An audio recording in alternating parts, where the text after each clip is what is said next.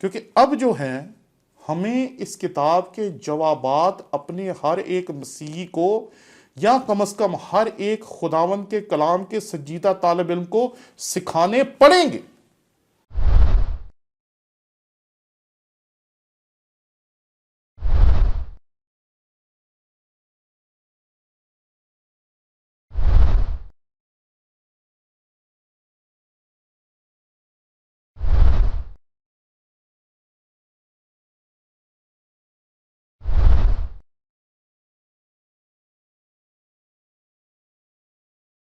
مسیح یسوع کے عظیم و جلیل نام میں آپ کی سلامتی ہو۔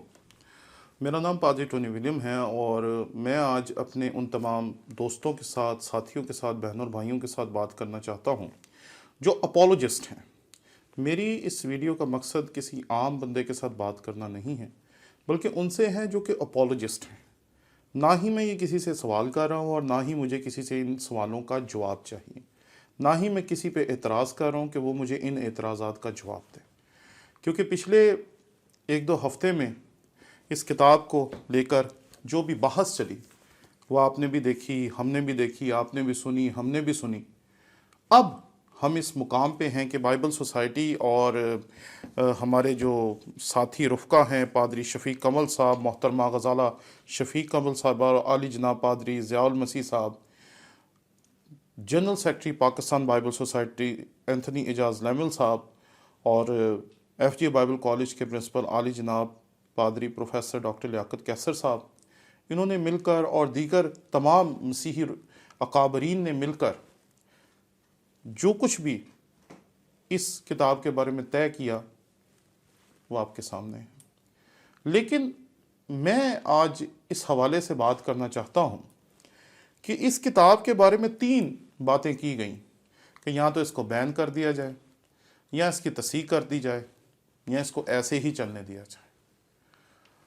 میرے خیال میں جب یہ کتاب چھپ گئی ہے، جب یہ کتاب لوگوں میں پہنچ گئی ہے، تو اس کے بعد اس کے بیچ میں کسی بھی قسم کی چھیڑ چھاڑ کرنا بہت بڑا مسئلہ کھڑا کرنے والی بات۔ میں کم و بیش آج سے 30 سال پہلے کی بات کر رہا ہوں کہ میں کراچی میں تھا، تو ایک کتاب گھر میں گیا جو کہ اسلامی کتاب گھر تھی، تو میں وہاں کتابیں دیکھ رہا تھا۔ تو ایسے اس بندے نے پوچھا کہ آپ کا نام کیا ہے؟ تو میں نے جب اپنا نام بتایا تو اس نے کہا کہ آپ کو کوئی خاص کتاب چاہیے؟ تو مجھے سمجھ نہ آئی کہ وہ کیا کہہ رہا ہے۔ تو اس نے کہا کہ آپ کو کہیں غلام جلانی برق کی کتابیں تو نہیں چاہیے؟ کیونکہ اس دور میں غلام جلانی برق نے کچھ کتابیں لکھی جن کو بعد میں حکومت نے بند کر دیا، بعد میں پھر چھپنا شروع ہو گئیں، لیکن وہ کتاب وہ شخص مجھے بیچنا چاہ رہا تھا کیونکہ اس کے پاس تھی۔ تو میں حیران رہ گیا کہ میں ان کتابوں کو تب جانتا بھی نہیں تھا جب اس نے مجھے کہا کہ اگر آپ کو چاہیے تو میں آپ کو دے سکتا ہوں۔ تو ان کتابوں میں تبدیلی کر کے یا ان کتابوں کو بہتر کر کے ہم اس مسئلے کا حل تلاش کرنے کی کوشش کر رہے ہیں۔ اپولوجسٹ دراصل اس شخص کو کہتے ہیں جو مسائل کے حل تلاش کرتا ہے، جس کے سامنے جب مسائل پیش کیے جاتے ہیں، جس کے سامنے جب اعتراضات آتے ہیں، تو اس کے لیے جو اعتراضات ہیں وہ سانس کی حیثیت رکھتے ہیں، آکسیجن کی حیثیت رکھتے ہیں، اور وہ یہ سمجھتا ہے کہ جو مسائل ہیں ان کو حل کرنا ہماری اولین ذمہ داری ہے، اور وہ یہ کوشش کرتا ہے کسی طرح ان مسائل کا حل تلاش کیا جائے۔ 2 الفاظ ہیں جو کہ انگریزی کے ہیں جو اردو میں ہمارے ہاں متبادل کے طور پر یوز ہوتے ہیں۔ پہلا ہے اپولوجسٹ۔ اپولوجسٹ اپولوجیٹکس سے نکلا ہے۔ اپولوجیٹکس کا مطلب ہوتا ہے دفاع دین یا مدلل مدافعت دین، یا اگر آپ کرسچن اپولوجیٹکس کی بات کریں گے تو یہ ہوگا مدلل مدافعت مسیحیت، یا مسیحیت کے ایمان کا اپنے دلائل سے دفاع کرنا۔ اور دوسرا لفظ ہے پولیمکس، اور پولیمکس کا مطلب ہوتا ہے مناظرہ کرنا۔ یہ 2 فرق فن ہیں، لیکن ہمارے پاکستان میں پتہ نہیں کیوں ہم پچھلے کئی سالوں سے ان کو ایک دوسرے کے متبادل استعمال ہوتے ہوئے دیکھ رہے ہیں۔ جب یہ کتاب ہمارے سامنے پیش کی گئی اور اس پہ اعتراضات پیش کیے گئے تو یہ ان بہت سی کتابوں کی طرح ہے جو ماضی میں چھپی اور لائبریریز میں یہاں وہاں گم ہو گئیں۔ لوگوں کو پتہ بھی نہیں چلا کہ ایسی کتابیں بھی چھپی ہیں. لوگوں کو پتہ بھی نہیں تھا کہ جو علامہ برکت اللہ ہیں وہ اس مکتبہ فکر کے حامی ہیں جو کہتا تھا کہ شاید اناجیل جو ہیں وہ پہلے آرامی میں لکھی گئیں. لیکن جب اس کتاب پہ بحث چلی تو ایسی چیزیں بھی باہر آئیں.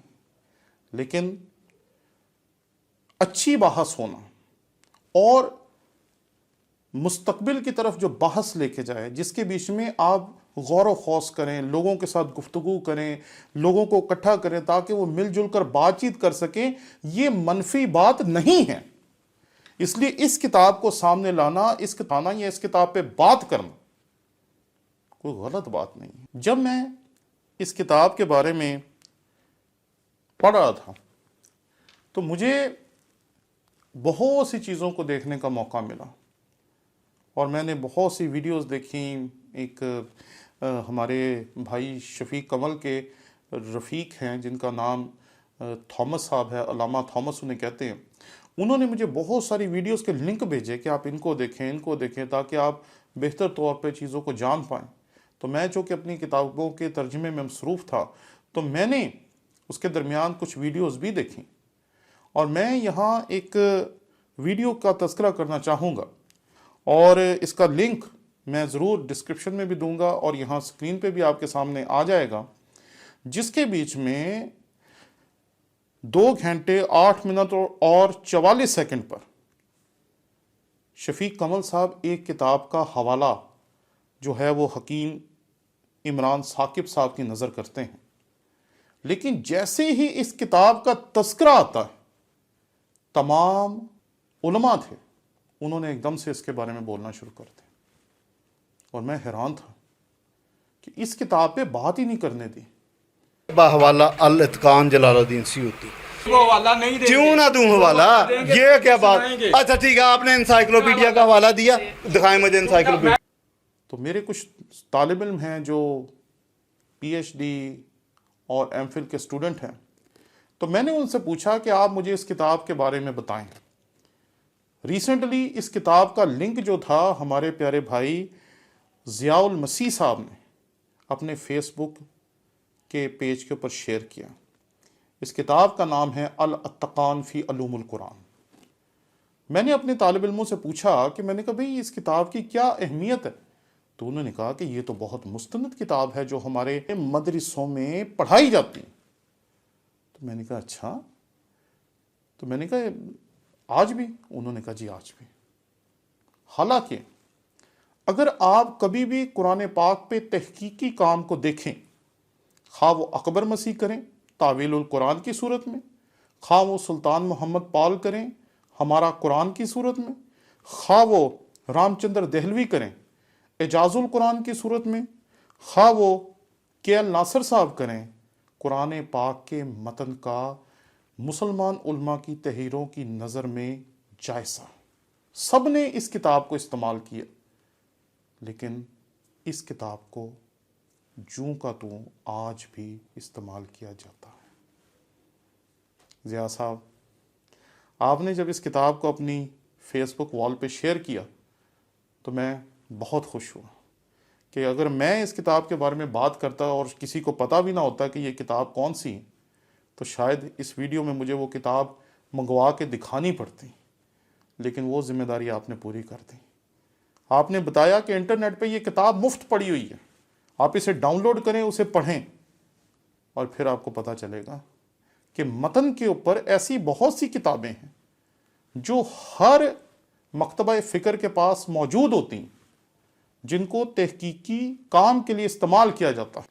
اب اس کتاب کو بار بار پیش کیا جائے گا، اس کتاب کو بار بار آپ کے سامنے، ہمارے سامنے. میں تو اپنے آپ کو اپولوجسٹ کہتا ہوں کیونکہ میں صرف لوگوں کو پڑھاتا ہوں، تعلیم دیتا ہوں. میں پولیمسٹ نہیں ہوں، آپ پولیمسٹ ہیں جو مناظرے لڑتے ہیں، جو بحث کرتے ہیں، جو لوگوں کے سامنے اپنے ایمان کا دفاع کرتے ہیں اور بڑے کامیاب طریقے سے کرتے ہیں. آپ کی ایک ویڈیو میں مجھے کسی نے بتایا کہ جو میتھیو سلیمان ہیں انہوں نے کہا کہ ہمیں اس کتاب کے جوابات دینے آتے ہیں. تو میں نے کہا یہ تو بہت اچھی بات ہے، کیونکہ اب جو ہے ہمیں اس کتاب کے جوابات اپنے ہر ایک مسیحی کو یا کم از کم ہر ایک خداوند کے کلام کے سنجیدہ طالب علم کو سکھانے پڑیں گے. یہ ذمہ داری ہم پر عائد ہو گئی ہے، کیونکہ اب جب آپ فرق جگہوں پر تعلیم دینے کے لیے جائیں گے، سیمینارز میں، بائبل کالجز میں، اداروں میں، تو وہ والے اعتراضات ہمارا سامنا نہیں کریں گے جو پچھلے 2000 سال سے چلے آتے ہیں، بلکہ شاید 2013 میں چھپنے والی اس کتاب کے اعتراضات ہمارے سامنے ہوں گے اور ہمیں اس کا جواب دینا پڑے گا. اس لیے آئیں ہم سب اس ذمہ داری کو محسوس کریں، اور اگر آپ کے پاس جواب ہیں تو کیا بات ہے. میں خداوند کا شکر گزار ہوں آپ جیسے بھائیوں کے لیے، شفیق کمل صاحب کے لیے، بہن غزالہ کے لیے، ضیاء المسیح صاحب کے لیے، اور دیگر آپ کے رفقا کے لیے. اگر میں کسی کا نام نہیں لے سکا تو وہ معاف کریں. جب ناقدین نے اعتراض اٹھائے تو انہوں نے اس کے جواب دیے.